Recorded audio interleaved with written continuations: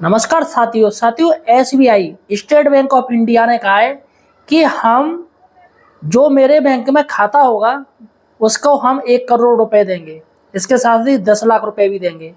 आखिर वो क्या है और ये एसबीआई की जो स्कीम है वो क्या सरकारी कर्मचारियों के लिए ही है या फिर प्राइवेट कर्मचारियों के लिए भी, और आखिर एसबीआई 1 करोड़ रुपए और 10 लाख रुपए निःशुल्क क्यों देना चाह रही है, सारी कहानी मैं आपको इस वीडियो में बताऊंगा।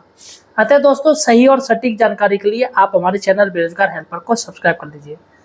साथियों को जैसा कि आपको पता है, state bank of India Bharat की नंबर 1 बैंक है। जी हाँ, और ज़्यादातर जितने भी गवर्नमेंट एम्प्लॉई हैं उनके ये मान के चलिएगा 80% जो खाते हैं वो एसबीआई में है। चाहे वो पेंशनर हो, चाहे वो केंद्रीय कर्मचारी हो, चाहे वो राज्य कर्मचारी हो सरकारी। तो एसबीआई ने एक योजना लॉन्च की है और बहुत ही जल्दी वो हर राज्य की सरकारों से प्लस केंद्र सरकारों से बहुत ही जल्दी उनमें एमओयू साइन होने वाला है। योजना पूरी एसबीआई की तैयार है और एमओयू साइन होते ही ये योजना लागू हो जाएगी। अब योजना में आपको बताऊं योजना क्या है एसबीआई की। एसबीआई ने कहा है कि अगर आप सरकारी कर्मचारी हो, सिर्फ सरकारी वालों के लिए, ना कि प्राइवेट वालों के लिए, सरकारी कर्मचारी हो तो आप अपना सैलरी अकाउंट जिसमें आप वेतन लेते हो वो हमारी बैंक में होना चाहिए। जी हाँ, हमारी बैंक में। अब दोस्तों, यहाँ पर भी एक छोटी सी बात मैं आपको बता दूं, बहुत से सरकारी कर्मचारी हैं उनका जो अकाउंट जो खाता चल रहा है वो सेविंग अकाउंट है। जी हाँ, ध्यान कीजिएगा, सेविंग अकाउंट। यहाँ पर आपको खाता बदलना पड़ेगा वेतन वाले अकाउंट में, सैलरी अकाउंट में। जी हाँ, आपको ट्रांसफ़र करना पड़ेगा तभी आपको फ़ायदा मिल पाएगा। ऐसा नहीं कि सेविंग अकाउंट में आपको फ़ायदा नहीं है। जी हाँ, उसमें भी इंश्योरेंस है आपका।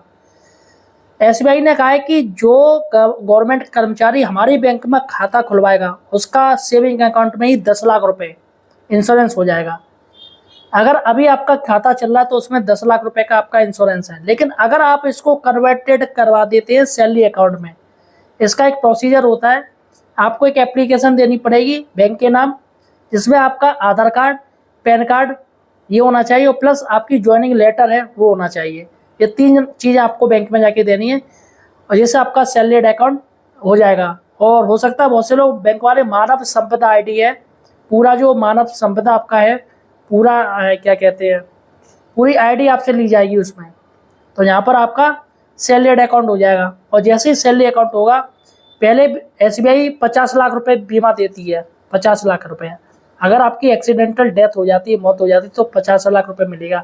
लेकिन अब दोस्तों एमओयू साइन होते ही अगर आपकी एक्सीडेंटल डेथ हो जाती है तो आपको 1 करोड़ रुपए मिलेगा।